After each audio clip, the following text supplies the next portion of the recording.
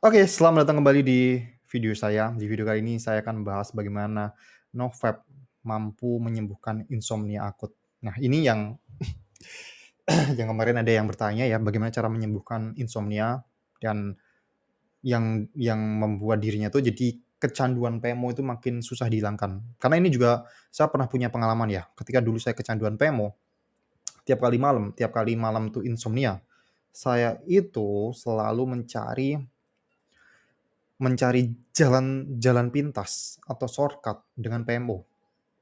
Nah, ada dulu ketika saya itu waktu kerja kerja kantoran ya, dan saya itu harus jam 7.20 harus sampai di kantor untuk briefing.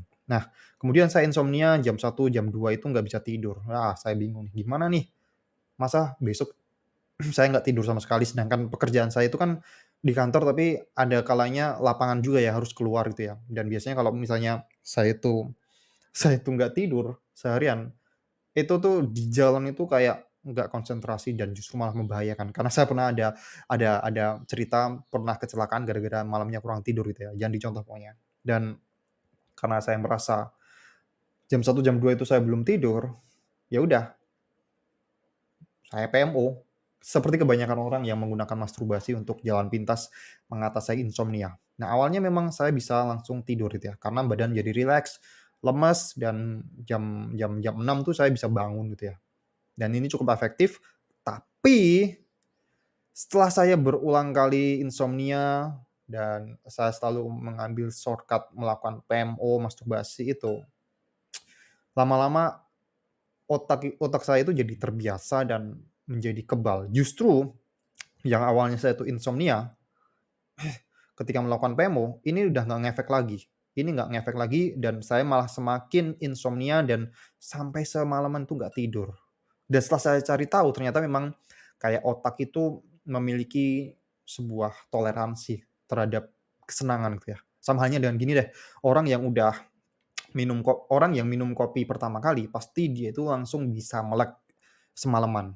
Tapi kalau orang yang udah keseringan ngopi, dosisnya itu harus dinaikkan.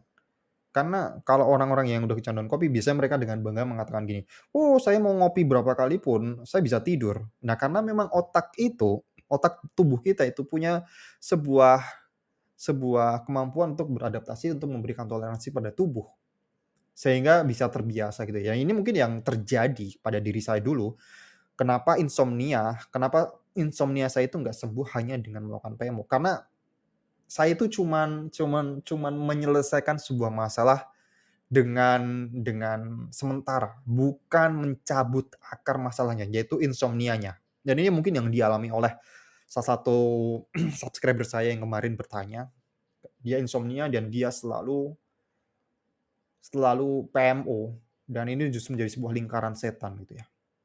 Saya akan bahas ini di video kali ini.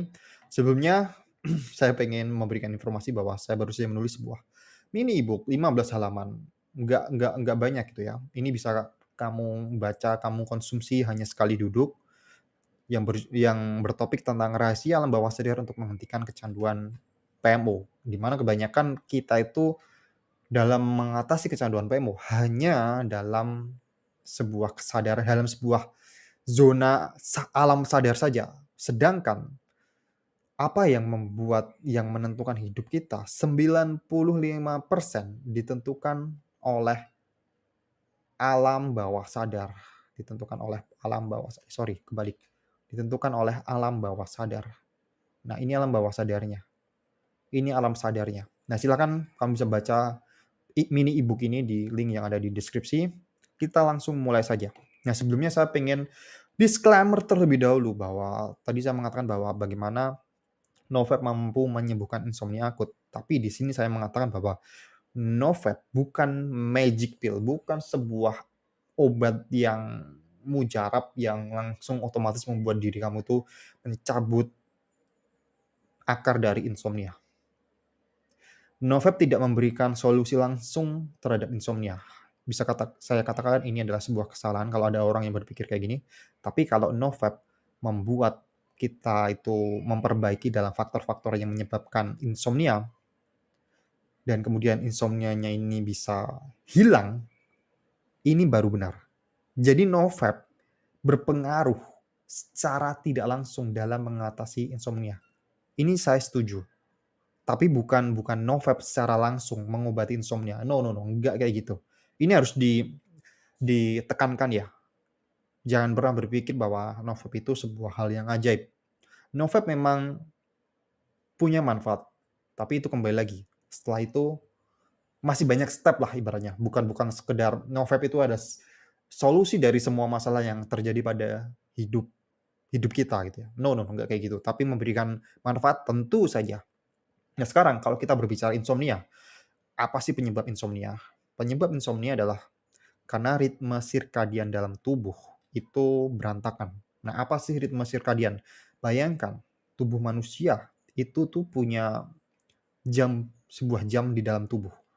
Ini yang namanya ritme sirkadian. Dan ritme sirkadian tiap orang tuh berbeda-beda. Bukan berarti jam ini kayak yang kamu bayangkan jam dinding gitu ya. Jam 6, jam 7, no, no, no. Ritme sirkadian ini adalah secara mudahnya adalah jam yang menentukan kapan kamu bangun, kapan kamu tidur. Nah, kalau misalnya kamu insomnia, berarti ada yang bermasalah dengan ritme sirkadian kamu. Karena otak nggak bisa mengenali seharusnya, normalnya kita tuh bangun di pagi hari dan tidur di malam hari. Tapi di malam hari, kamu tuh nggak bisa tidur. Karena ritme sirkadian kamu berantakan. Nah, ini harus diperbaiki gitu ya. Dan apa sih yang mempengaruhi ritme sirkadian? Dua hormon yang paling berpengaruh adalah hormon kortisol dan hormon melatonin. Secara mudahnya saja ya, ini adalah hormon stres. Ini ada sebuah hormon yang membuat kita tuh waspada, yang membuat kita tuh kayak bisa bisa melek lah, hormon yang membuat kita melek. Bisa dibilang juga hormon stres gitu ya.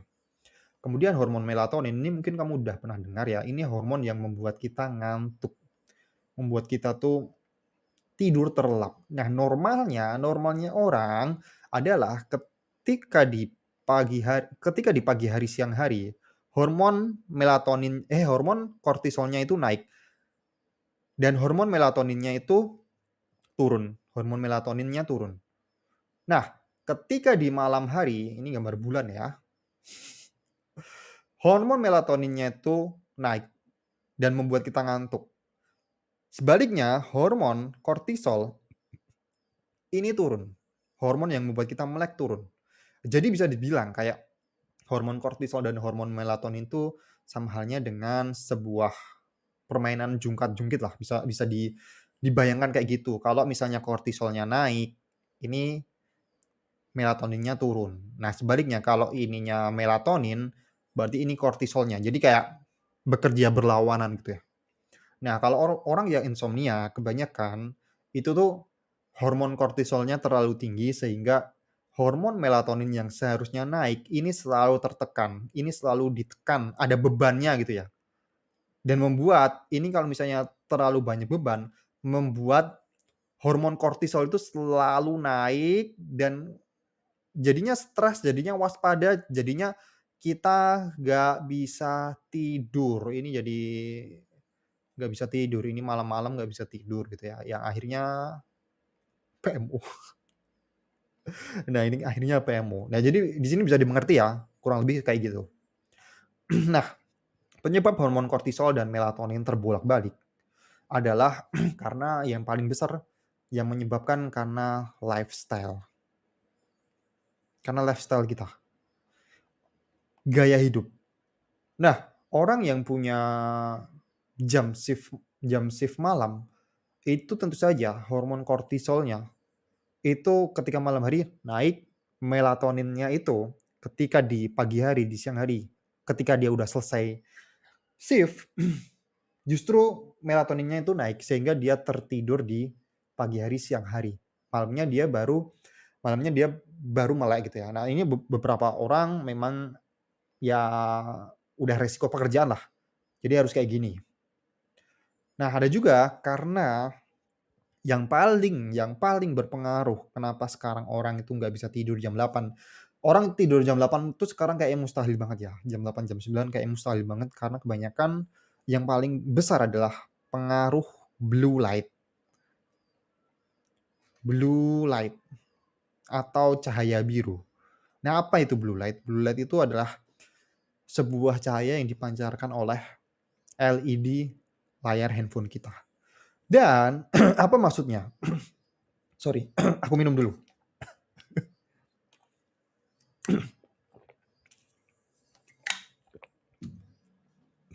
Apa maksudnya di sini?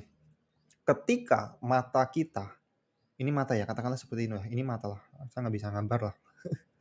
Mata kita melihat blue light ini, yang blue light cahaya dari HP ini tuh sifatnya hampir sama dengan cahaya matahari. Nah, ketika kita melihat layar, apa yang ditangkap oleh otak adalah, oh ini masih masih pagi hari, masih siang hari, karena saya masih melihat cahaya, saya masih melihat sebuah matahari, kurang lebih seperti itu. Sehingga hormon melatonin yang seharusnya diproduksi itu malah jadinya ditekan. Karena otak masih mengenali ini siang hari nih, jangan dulu tidur gitu ya. Meskipun secapek apapun kita, ini jadi kayak gini. Jadinya seharusnya naik, tapi selalu ditekan. Dan ini dampak dari perkembangan zaman sekarang ya, modern sekarang ya. Bahkan lampu kayak gini aja, itu tuh juga bisa bisa memancarkan blue light yang membuat kita tuh jadi berpikir bahwa ini masih pagi hari, siang hari. Apalagi handphone kita yang setiap hari kita tuh rebahan sambil nonton handphone gitu ya.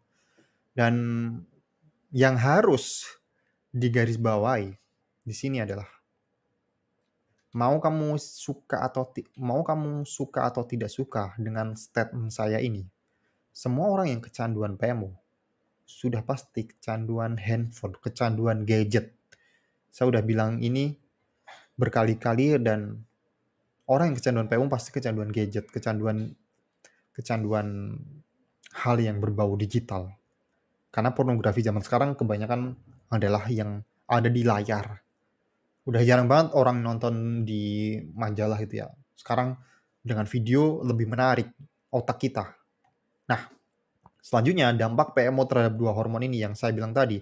Orang yang kecanduan PMO pasti dia itu kecanduan digital. Dan ini yang membuat orang itu jadi insomnia dan jadinya susah untuk tidur.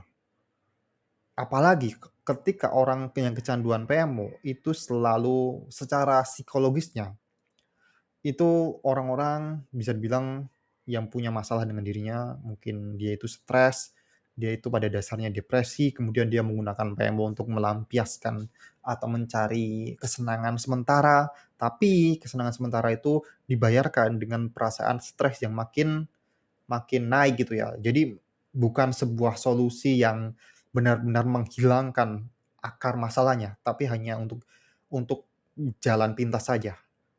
Nah, ini kalau semakin stres, apa yang terjadi? Kortisol naik. Kalau kortisol naik, melatonin tuh mau mau memproduksi melatonin, otak mau memproduksi melatonin, jadi nggak mau gitu ya, jadi enggan. Karena kortisolnya terlalu tinggi, hormon stresnya itu terlalu tinggi, sehingga melatonin tidak bisa diproduksi. Nah, apalagi dampak dari blue light tadi, orang yang kecanduan PMO pasti pasti kebanyakan orang itu kecanduan HP, kecanduan laptop, kecanduan yang ada di internet gitu ya. Nah, lifestyle kebanyakan orang yang kecanduan PMO yang saya kenal, pasti sebelum tidur main HP dulu, rebahan dulu. Bukan orang yang kecanduan PMO sih, kebanyakan orang, 99% orang sekarang sebelum tidur pasti rebahan dan main HP. Saya bisa pastikan seperti itu. Dan bagaimana Novep bisa mengatasi ini ya? Kalau kamu udah menjalankan Novep, katakanlah udah 90 hari, udah bahkan 100 hari lebih. Di sini kamu punya kontrol diri. Kontrol diri ini membuat kamu menjadi orang yang percaya diri. Nah, orang yang percaya diri, orang yang punya kontrol diri, ini biasanya adalah orang-orang yang minim stres. Karena katakanlah gini, orang stres tuh kenapa sih? Orang stres tuh karena selalu membayangkan kemungkinan-kemungkinan buruk. Sedangkan orang yang percaya diri, dia itu pasti selalu merasa bahwa dia akan bisa mengatasi apapun gitu ya. Dan percaya diri ini bisa tumbuh dari sebuah kontrol diri. Karena dia merasa bahwa, saya bisa saya bisa saya bisa saya bisa." Apalagi kamu udah berhasil menaklukkan hawa nafsu kamu udah berhasil menaklukkan godaan terbesar dalam hidup kamu, yaitu godaan birahi kamu, godaan syahwat kamu. Itu percaya diri kamu jadi naik drastis.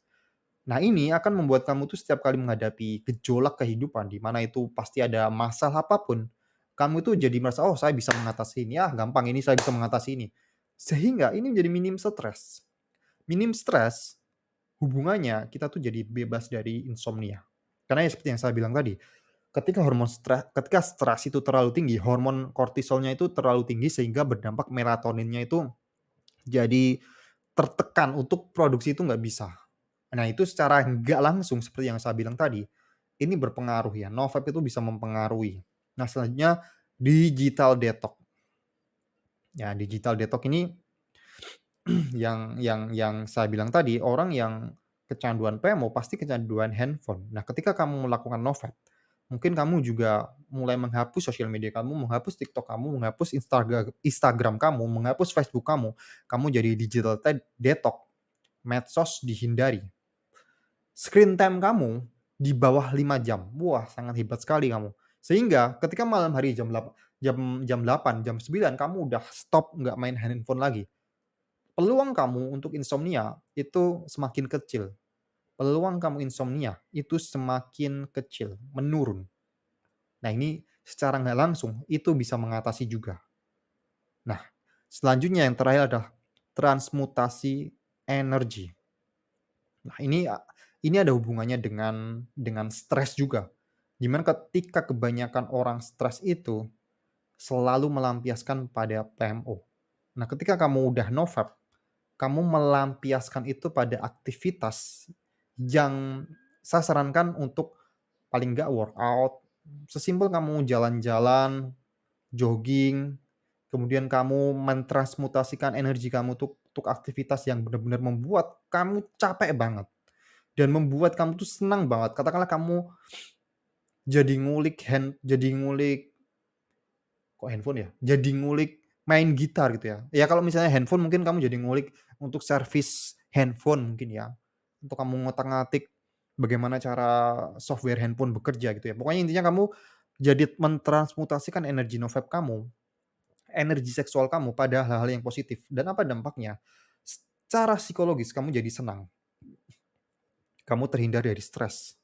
Dan secara fisik, kamu juga katakanlah workout ini ya, ini kamu semalaman seharian kamu tuh workout, kamu jogging, malamnya kamu capek, kemudian kamu tuh bisa tidur tepat waktu jam 8, jam 9. Nah, inilah bagaimana Novep bisa mengatasi dari insomnia secara nggak langsung kayak gini.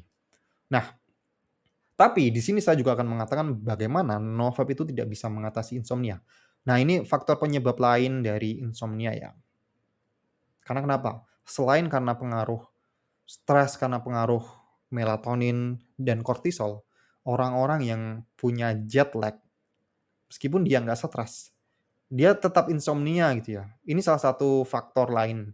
Kemudian ada kelainan hormon, ini juga berpengaruh ya. Ini kelainan hormon berpengaruh. Ini di luar kapasitas saya lah. Ini udah di urusan medis kalau misalnya kayak kelainan hormon. Ada juga orang yang susah tidur gitu ya. Dan ini adalah faktor penyebab lain dari insomnia yang nggak bisa dihilangkan dari Novep. Mungkin kamu harus periksa ke dokter gitu ya. Mungkin ada kelainan dalam diri kamu yang membuat kamu itu susah tidur. Jadi bukan perkara stres, bukan perkara karena blue light doang ya gitu ya. Faktor yang kedua adalah Novep tanpa perubahan lifestyle. Kamu hanya melakukan Novep saja tapi kamu nggak transmutasikan energi kamu. Kamu tetap main HP, kamu tetap scrolling media media sosial sampai jam 12 malam, meskipun kamu menjalankan no vape, ya tetap saja kamu tetap insomnia.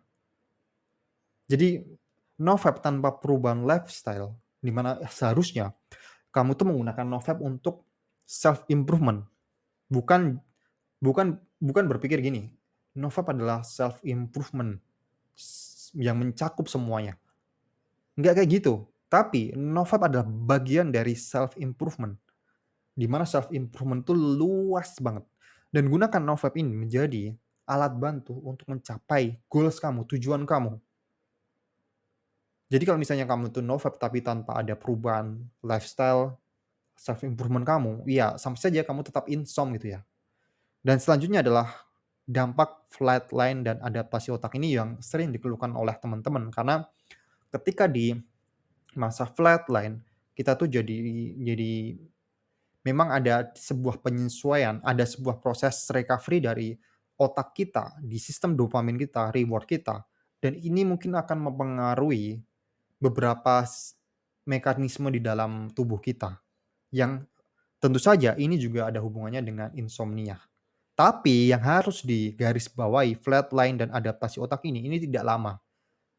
Ini cenderung ya mungkin 1 atau 2 bulan paling lama ya. Kebanyakan orang tuh cuman sekitar 2 atau 3 minggu.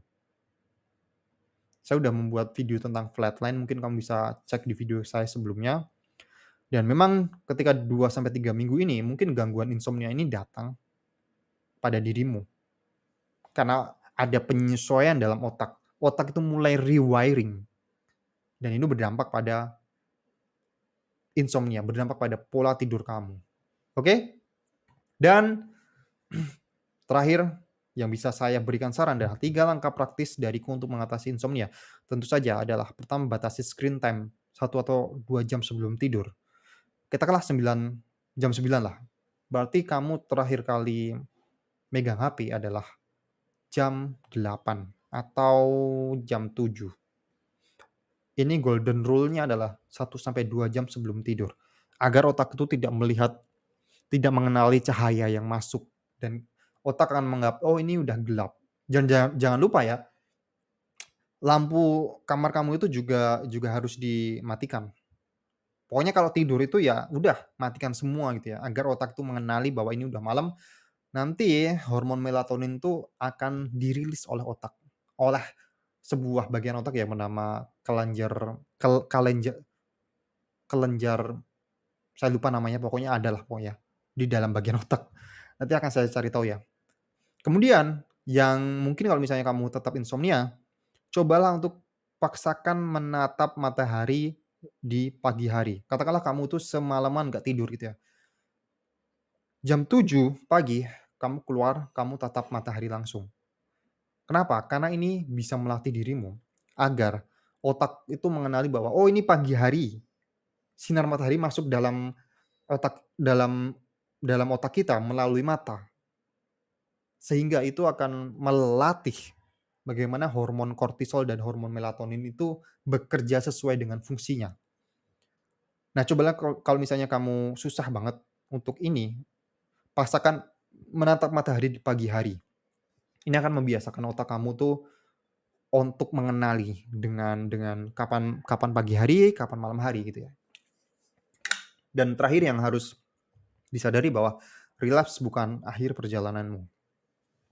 Kalau kamu tiap insom, terus kemudian kamu PMO, kamu di sini mungkin akan merasakan penyesalan karena saya pernah mengalami.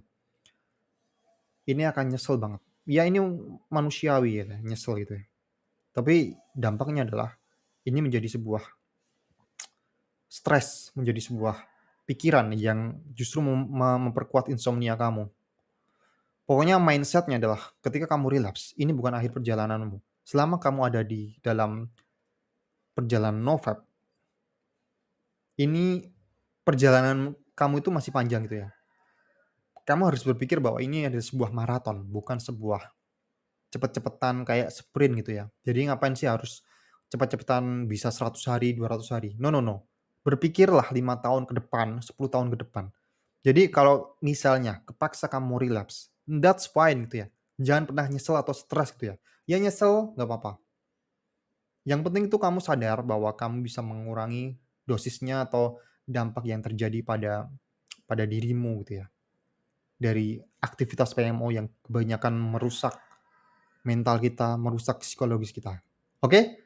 Terima kasih sudah nonton video sampai sepanjang ini dan semoga ini bisa membantumu untuk mengatasi insomnia gara-gara PMO. Sampai jumpa di video berikutnya.